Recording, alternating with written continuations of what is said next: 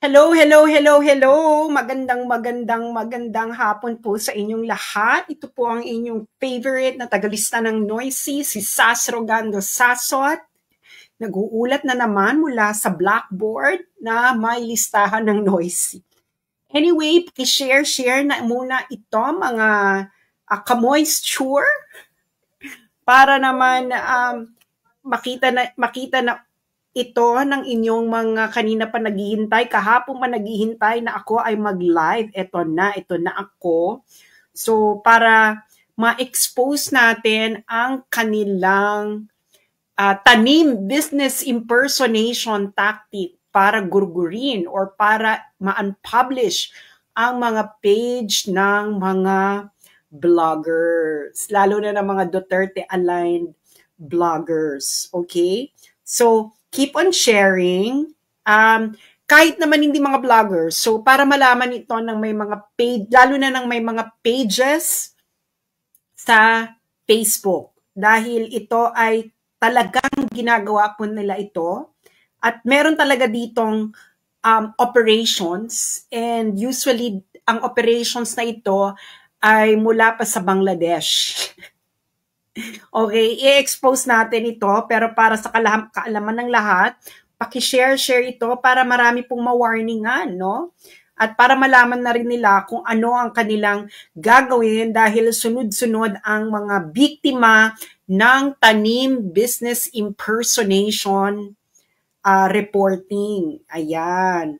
Para malaman ninyo kung anong gagawin sa buhay-buhay, kaya paki-share muna ito, paki-share sa inyong mga chat group, paki-share po sa inyong mga Facebook group at kung anik-anik pa. Ito ay para ma-secure, lalo na yung may mga blog, may mga pages, okay? Ang pinapanood nyo po ngayon, dito kayo nanonood kayo sa akin, ito po yung personal FB ko, ibig sabihin yung personal Facebook account. Magkaiba po yung page saka personal Facebook account. Ang Facebook personal account po, ito ang ginagamit natin nung tayo magbukas ng account. Okay? So, actually, ilang beses nang nire-report itong account ko.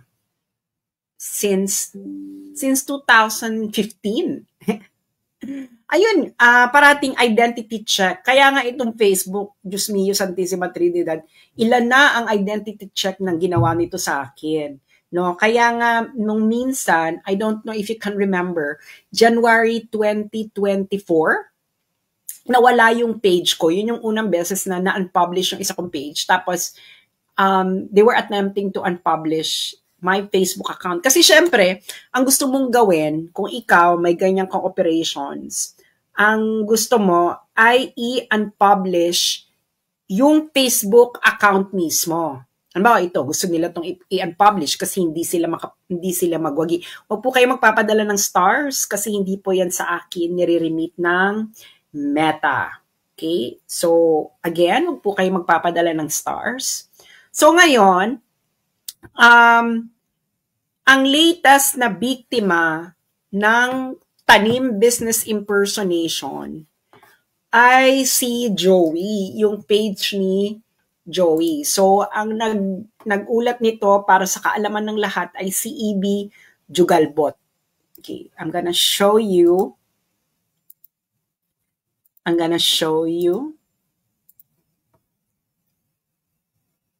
Okay, yan. So, ito yung page ni Joey.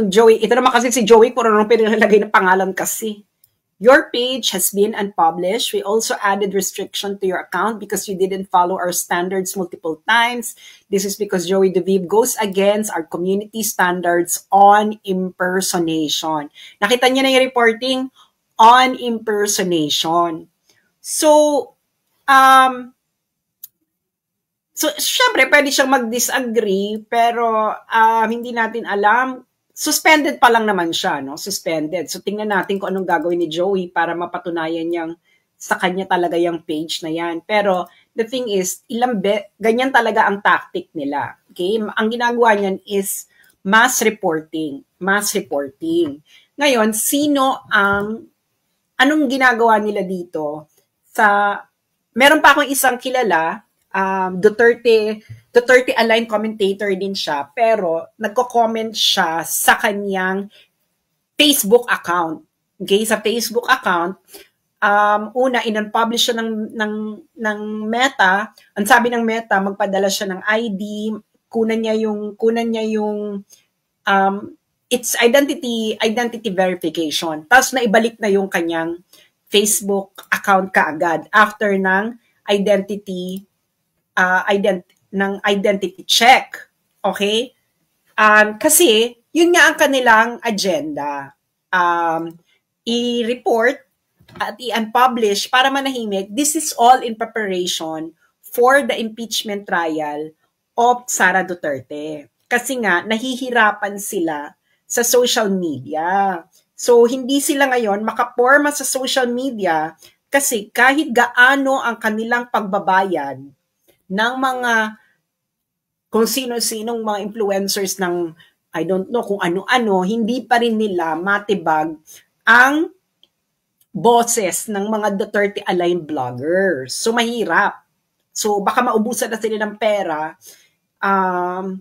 Mahal kasi eh. Mahal ang kailangan nilang gugulin para to match the reach and the engagement ng mga Duterte-aligned vloggers. So, for example, I'm gonna give you my current views. Okay, 90 days. So, for the first, for 90 days, from January 5 to April 4, ang aking views po, ang ibig sabihin po ng views, the number of times, kung ilang beses na ang aking content ay na-display sa news feeds ng mga FB users, the number of times, or na-play yung content ko for at least 3 seconds or 1 minute. Okay? Alam nyo kailan na? Okay? Ilan na? It's now at 473,136,873. So, ilang kembot na lang, mag-half billion na tong aking Facebook account. Siyempre, ang gusto mo engagement. Ang ibig sabihin ng engagement, ito yung the number of times na shinare, nag-click, nag-comment, nagbigay ng reaction, yung mga nagbasa. Okay? Ito talaga yung actual na active engagement. Ito talaga yung merong action na ginawa yung nag-view. Okay? So, for 90 days, ang aking engagement na ay 70,034,812. So, for within 90 days. So, and this is all organic kasi wala naman po akong perang magpa-boost. Mahal po ang magpa-boost, lalo ng ganyang kalaki. At ang boosting po, hindi po to nakakakuha ng engagement. Dahil, wala kang community eh. Fake. Hindi ka authentic.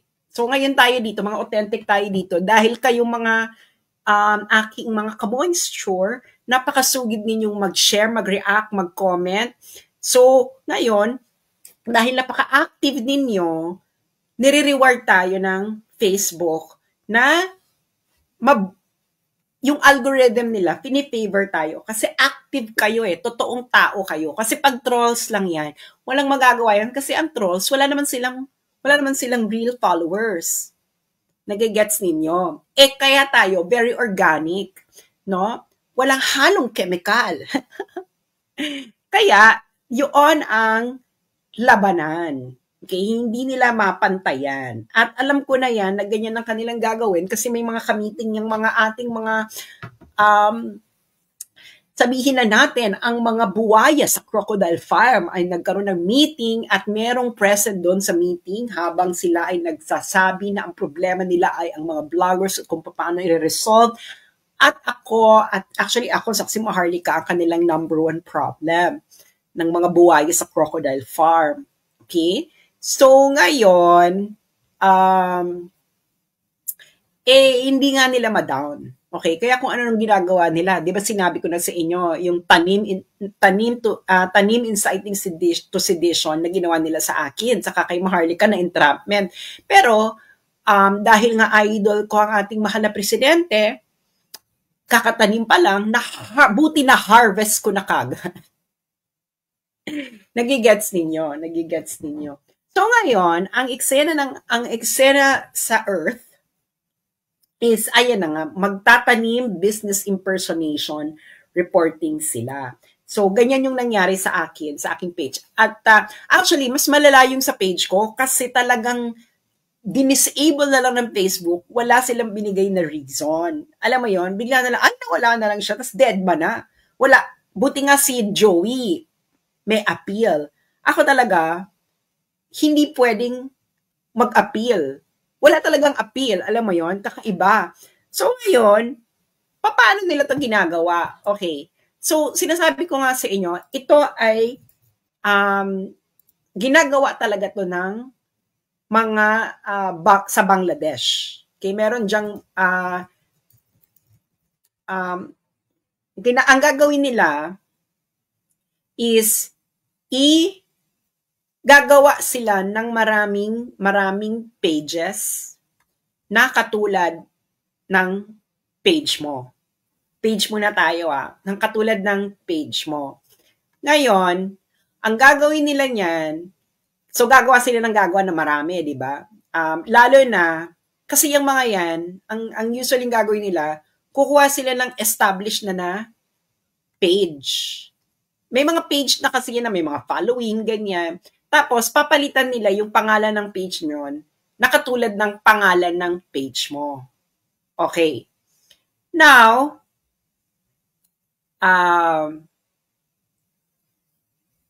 eto.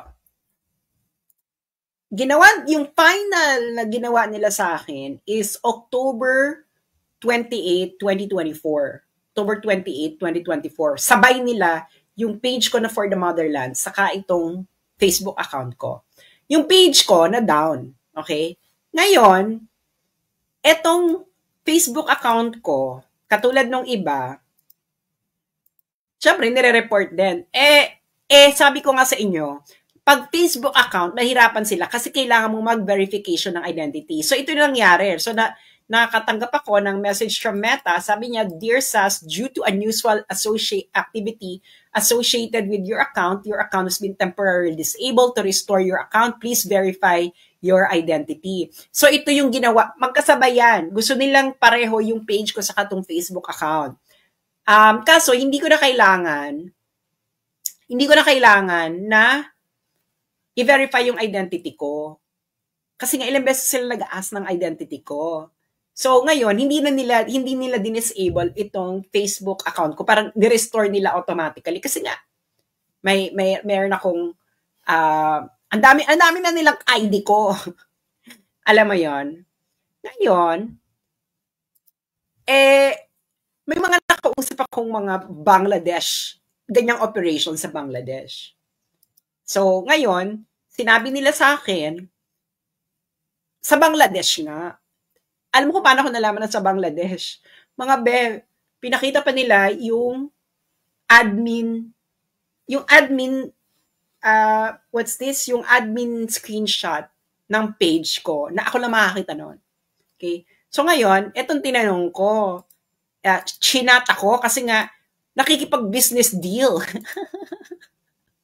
Nakikipag-business deal yung, hindi ko alam kung sila ang gumawa, Hindi ko alam kung sila ang gumawa. So, sabi niya, ganyan. So, yung gray, yan yung sa Bangladesh. So, tinanong ko, the ones who did this are from Bangladesh. What do they care about a Philippine account? Tinanong ko. Sabi nung sumagot, there are many cybersecurity specialists in our country. Cybersecurity specialists who work for $. Maybe someone paid him to remove your page. Sabi ko, from the Philippines? Sabi ko, how much do these things cost? Tinanong ko. Sabi niya, in our country has the highest number of cybersecurity specialists in Asia. Sabi ko, cybersecurity specialist equals hacker.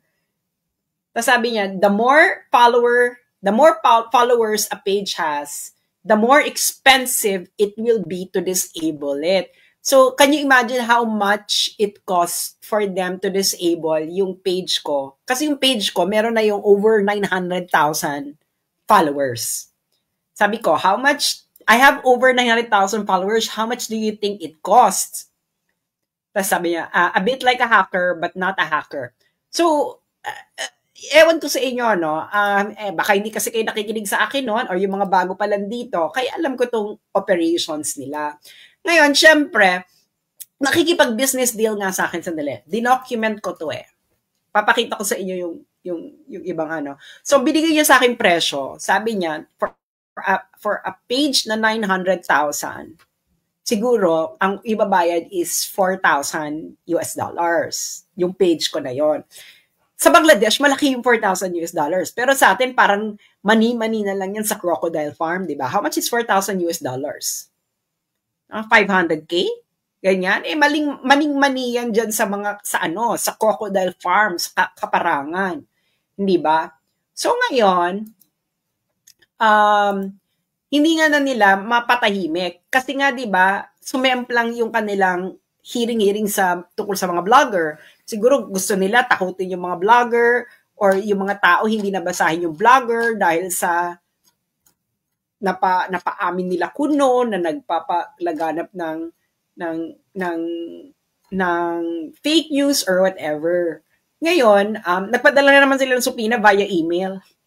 Sabi ko, ang tagal-tagal ko na sinasabi sa inyong nakatira ako sa China. So, why exactly? Sinabi ko na sa inyo, mag-Zoom tayo, ayaw ninyo, bahala kayo. Ako naman, no, sinabi ko na nga sa kanila na everything that you say or do right now will be used against you. Kung paano, hindi ko lang sabihin. Siyempre, no, malaman nyo pa kung ano magiging move ko. Okay, so ito na. So, may sinulat akong article nito ng October 29, 2 days after akong tanggalin yung page ko. So, pinost ko to sa aking LinkedIn. So, ayan yung ginagawa nila. So, nakikita nyo yan. Yung For the Motherland, gumawa sila ng panibagong page. Okay? So, ngayon, anong problema? Kasi, itong mga to, sandali, hanapin ko sa inyo yung mga fake na page na ginawa nila na ang dami naman aanga-anga, finalo, feeling nila akin yun. Parang, sinabi ko na nga, fake. Huwag kasi kayong aanga-anga. Alam mo yun? Pakita ko sa inyo kung inattempt din nila to kay Trixie. I don't know if you know that. Inattempt din nila kay Trixie yan. Pero, papakita ko sa inyo isa sa mga example ng clone ng page ko na ginawa nila. Actually, hindi siya clone eh. So, ang ginawa nila, may mga old pages na maraming following. Ang ginawa nila, binago nila yung pangalan. Ginawa din nilang pangalan ng page ko. So, kinuha nila yung logo ko, kinuha nila yung everything, and hanggang sa minas reporting nila, especially yung admin nung mga fake page na yun, sila yung nagre-report. Okay? So, ngayon,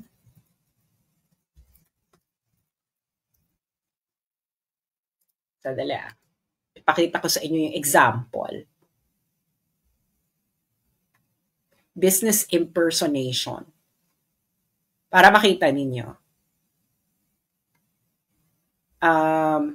Ito. Ayan. Actually, ilan ba yung nakita kong fake na ito, nakita niyo na? So gumawa sila ng ganito. Gumawa sila ng maraming ganyan. Kinloan nila. Nakikita niyo na? So ito, nakikita niyo yung page. Yung page ay, yung ginamit nilang page, established na yan.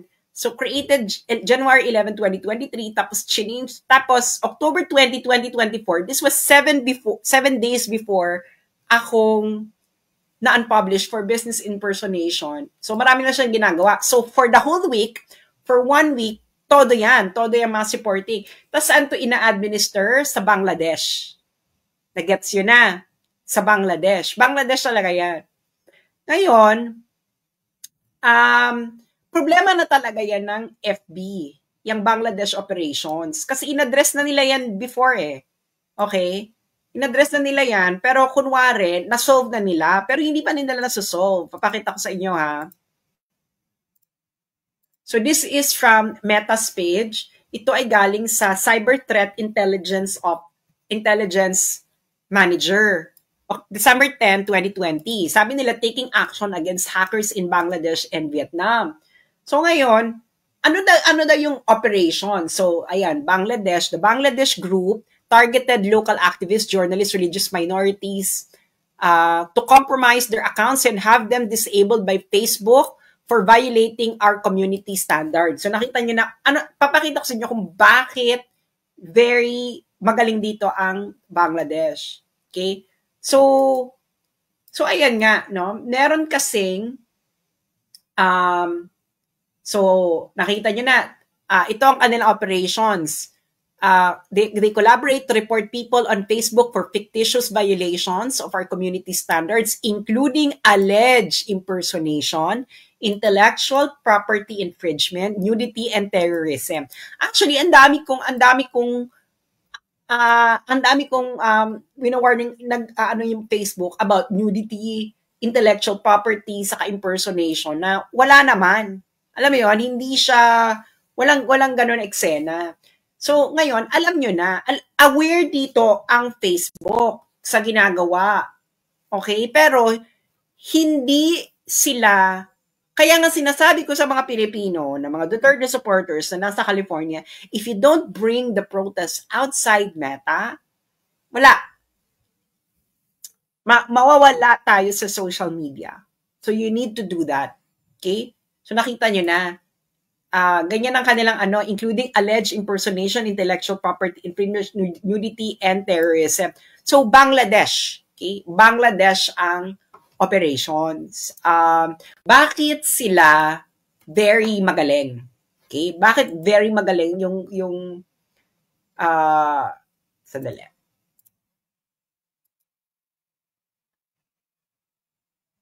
Okay.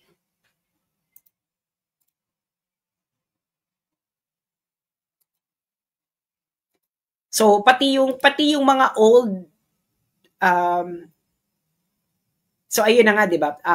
Bangladesh operations. Ngayon, bakit sila magaling yung Bangladesh? Because may service talaga yan. Ang gumagawa para ang mga nagtayo ng mga yan is mga old cyber specialists sa Bangladesh. Meron pa sila niyang ginawang advertisement. Ang papakita ko sa inyo ha. Bangladesh. Ginawa ko itong content last year eh. Okay? Ngayon, yung NBI, yan ang anuhin ninyo. Kasi nagta-target talaga yan. Pinababagsak yung mga Facebook pages, and etc. So, actually, na-confirm ko na business impersonation yung reporting because someone who knows someone, ganun na lang, someone who knows someone who can access status of pages, Facebook pages. And ako, in-screenshot sa akin yung status ng Facebook page ko noon. At ano yung dahilan ng pag-report sa page ko, kaya na-unpublish. Kasi hindi ako sinabihan ng Meta kung bakit ako na-unpublished So, true enough, ang nakalagay doon, pero hindi pwede i-publish yun kasi nga, ano yun someone who knows someone, ganon na lang. Okay? So, eto, so, meron na tong ginawa. So, ayan.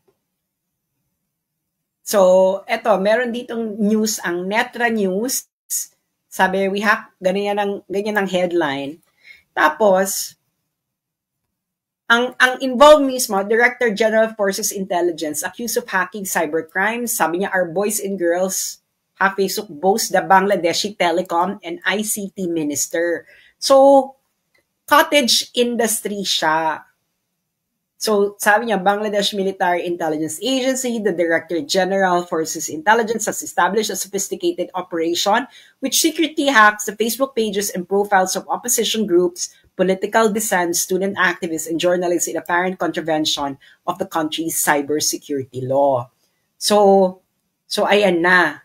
Kita nyo na. So, naging cottage industry na siya.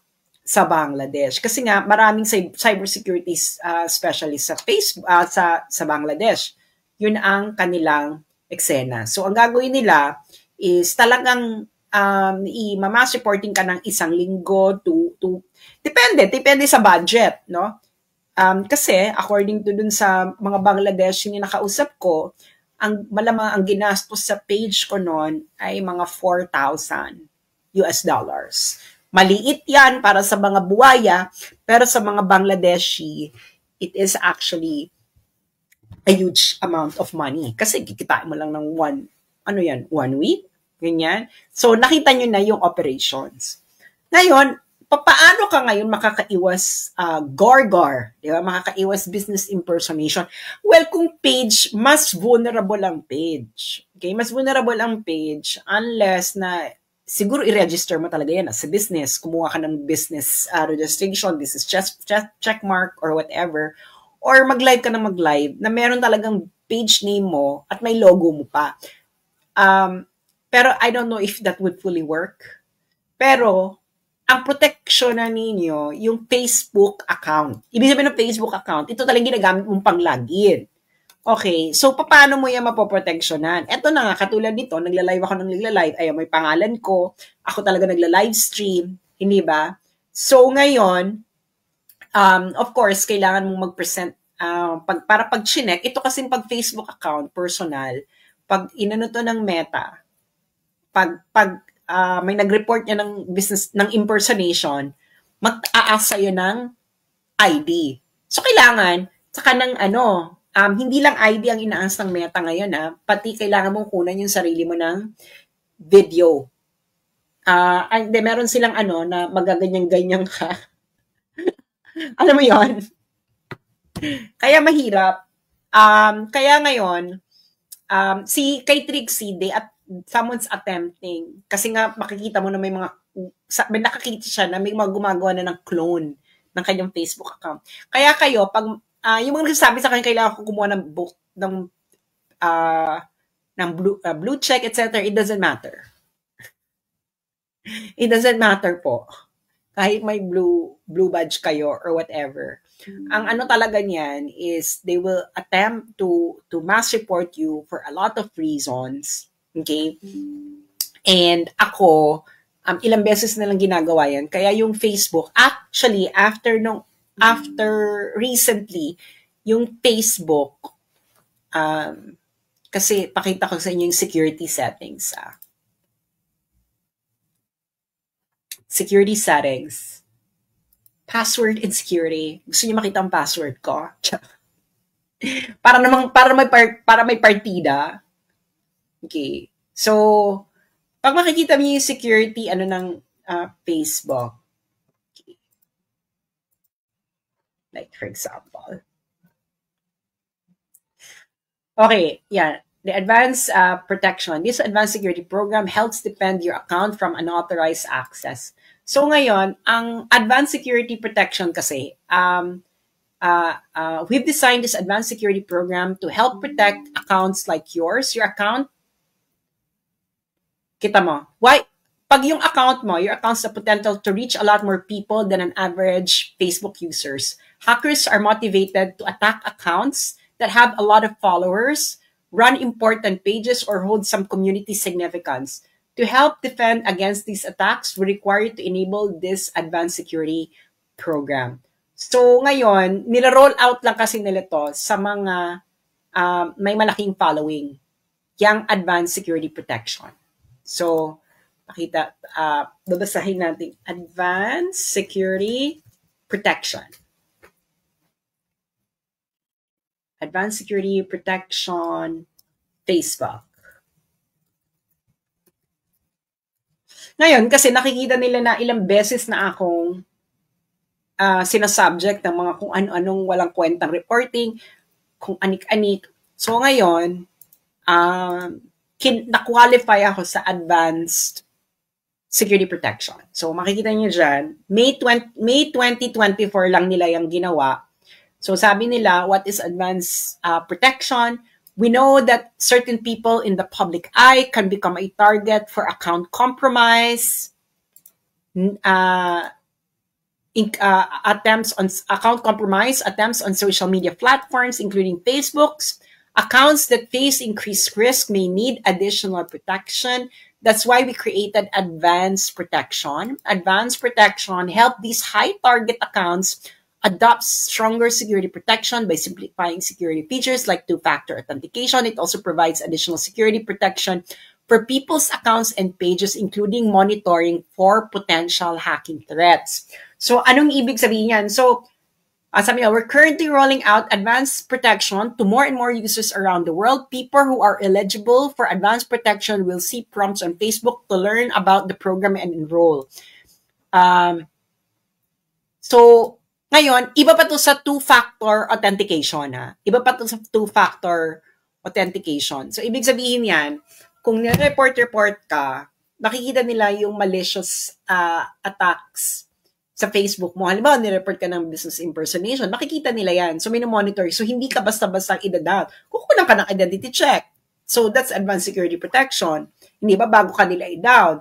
Kasi yung pages, ibang pages, mahirap naman kasi magbigay ka ng identity. Paano mo papakita na identity mo? Ikaw yung pangalan dun sa Facebook page. Itong Facebook, kasi everyone can make a Facebook page. So, itong pag-account, mahirap kasi kukuha ka ng identity, gaganong-ganon ka pa sa ganun yun, gaganong-ganon ka pa sa video, oh. May papadalang link yung Meta, tapos gaganyan-ganyan ka pa sa video. Okay? Saan pinapadala sa akin ng Facebook yung ganong verification? Messenger. Hindi nila pinapadala, makikita ako ng notification sa Facebook Messenger mismo. Okay? So, ganun yung advanced security protection. Tapos, maggaganong-ganon ako sa video. Okay? So, ngayon,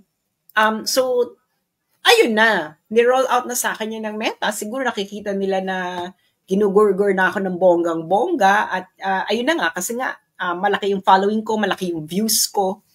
Ang views ko is about 500,000 na. So ngayon, ang gusto nilang gawin is talagang gurgurin talaga tayo ng bonggang-bongga sa kahit anumang paraan. Kasi nga, this is all in preparation for the impeachment of Sara Duterte. Okay? Kaya nga, sinasabi ko na sa inyo, okay, i-follow nyo na ako, mag-open na kayo ng Substack. Okay, Substack. Pakita ko sa inyo. Yung mga hindi pa nakaka-subscribe sa akin sa Substack, please do so. Okay? Huwag nyo na akong payuhan kung ano man bubuksan ko. Ito ang aking choice. Wala kayong magagawa. Ngayon, kung gusto nyo talaga akong i-follow, active talaga kayong follow, go to Substack. Ayan, may instruction dyan.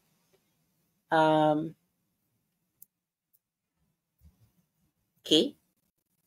So, ayan ang aking Substack account. So, meron niyang app. So, para rin siya parang Facebook, pero ang ano nito is really newsletter. Ibig sabihin, pag ako nagpo-post sa Substack, diretso sa email nyo. Pagka-click ko ng post, diretso yan sa email ninyo. So, you don't miss any post. You will read it directly through your emails.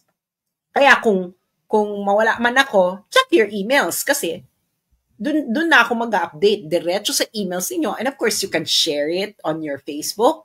Pero mas maganda, you forward it to your friends' email. Pwede rin sa mga WhatsApp ninyo, sa Facebook Facebook Messenger, Facebook groups, di ba? Ayun ay kung interesado lang naman kayo. So, ayan na nga, asianscholar.substack.com. So, ano ba nangyayari dito? So, nakita niyo na, di ba? So, ayan na. Okay. Isulat nyo na yan sa inyong papel. Yung app ng Substack, you can download via App Store. May App Store sila. Pwede siya sa Apple App Store at iOS. So that you can, sa app nyo lang i-check. So, ayan. Ayan ang follow nyo. You need an email address or a Substack app in order to subscribe. Pero mas maganda, sa email ninyo para you don't miss anything. Diretso sa email ninyo at wala po itong troll-troll. Okay? Bakit walang troll-troll? Kasi magre-register ka email. I can see yung mga nag-register sa akin. Okay? Ngayon, kung may mga away dyan sa comment section, dyan sa newsletter, alam ko na kung sino, di ba? So, ayan na. So, mahirap dyang makipag-troll. Okay? Hindi kayo basta-basta makakapag-troll kasi malaki ang barrier ng entry. Kasi para makapag-troll ka, kailangan babasahin mo ako sa email mo. So, maraming trabaho, masyadong mahal. So, mag-subscribe na kayo dyan dahil paulit-ulit ko doon sinasabi, I am a writer and this is the best platform right now for writers. Okay? So, ayan na, nakita nyo ng maigi kung ano ang ating mga, ang ating plan B. Actually, this is not my plan B, but my backup plan para I am always communicating with you. Hindi ba? Hindi nila, ang Substack ay hindi po nila ito mapapatumba dahil diretso ang content sa email ninyo. Okay? Ngayon, bahala na kayo kung i-share ninyo, i-forward ninyo yung nabasa ninyo sa other friends ninyo or i-forward ninyo sa Messenger, sa WhatsApp, ganun po ang gagawin. Kailangan, kung doon kasi magkakaalaman kung totoong binabasa ka, engage, no? And so far, my stats sa Substack ay nagpapakita na grabe ka-engage ba naman ang aking mga readers. So, again, go there now sa substack.com. Libre po ito. Wala pong bayad ng subscription. Yung ibang Substack, mayroong subscription. Pero ako po, this is purely free. Maybe in the future, I will have special features para naman gusto mag-support, merong additional features. Like, for example, is maybe I will accompany some posts with voice para yung mga ayaw magbasa or nahihirapan magbasa ay pwedeng makinig, pakinggan na lang yung posts.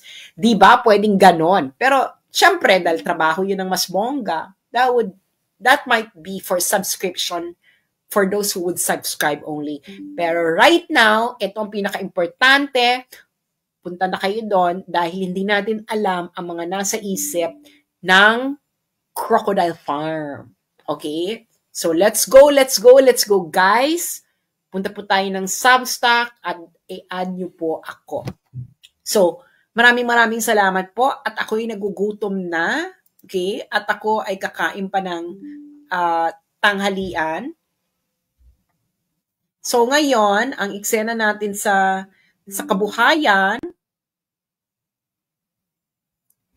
baka may podcast app si Sasasot. Yung Substack po ay pwede rin po diyang gumawa ng podcast. Okay? So, doon kung magpa-podcast ako, doon din po sa Substack ko. So, it's all around writing, video, and podcast. Okay? Wag nyo na akong suggestion ng kung ano-ano dahil ito na ang choice ko. Okay? Okay, so, follow me there.